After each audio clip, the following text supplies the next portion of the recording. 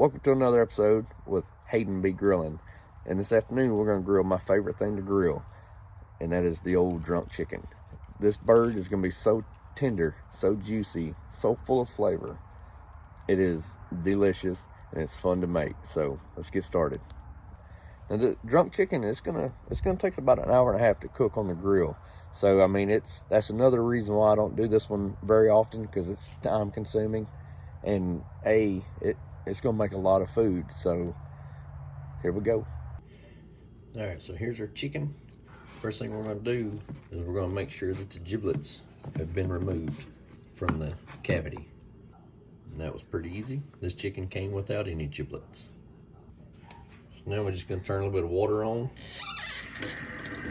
We're gonna rinse the chicken off.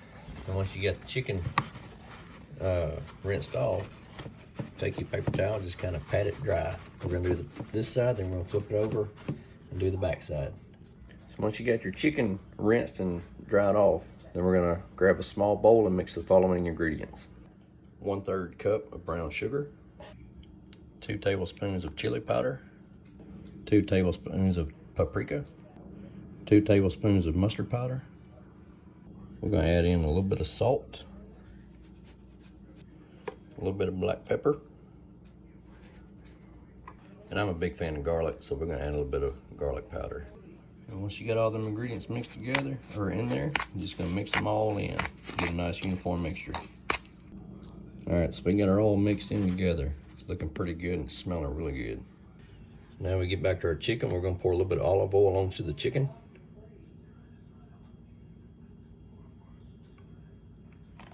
And then we're just gonna rub that olive oil all over the skin. Then we're gonna flip it over and we're gonna rub more oil onto this side. Then we're gonna make sure we get that oil coated inside the cavity, and we're also gonna put some seasoning in there here in just a little bit. All right, because I only got one hand and one of them's pretty nasty. But once you get it all, the oil on it, you're gonna sprinkle some of that seasoning on it. You're just gonna rub that all over. And again, make sure you get some of that seasoning done in the cavity. Now the important part here is most of the directions you find is gonna say to use or pour out anywhere from 1/4 to 1/2 of a can of beer. Don't pour out the beer. Drink the quarter. All right, so we got our beer can in the pan, ready to go. We got our chicken all seasoned up, ready to go. We're gonna slide this chicken down over the top of the can.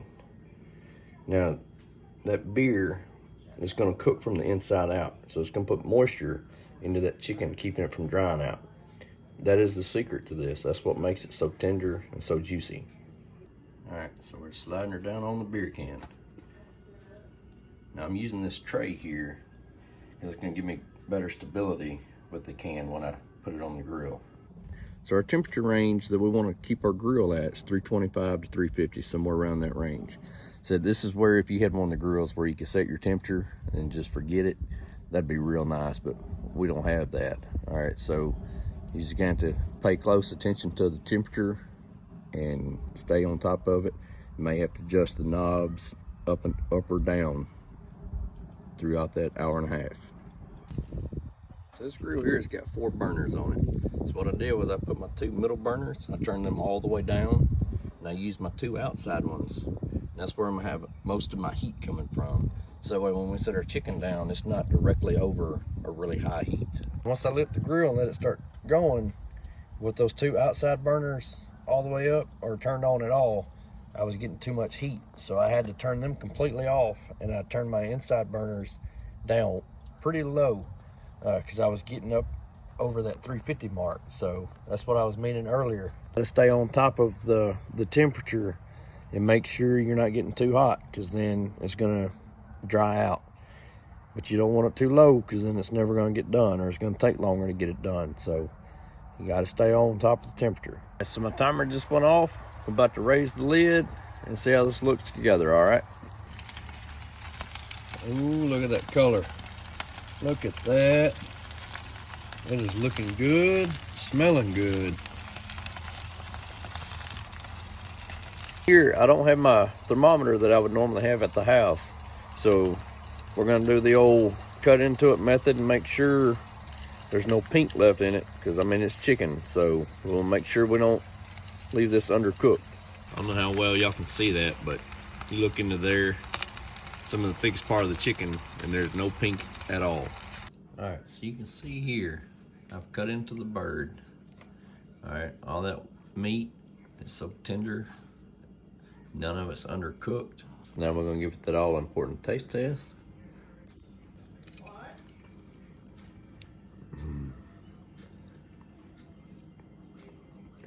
That is juicy, that is tender, and that is very well done.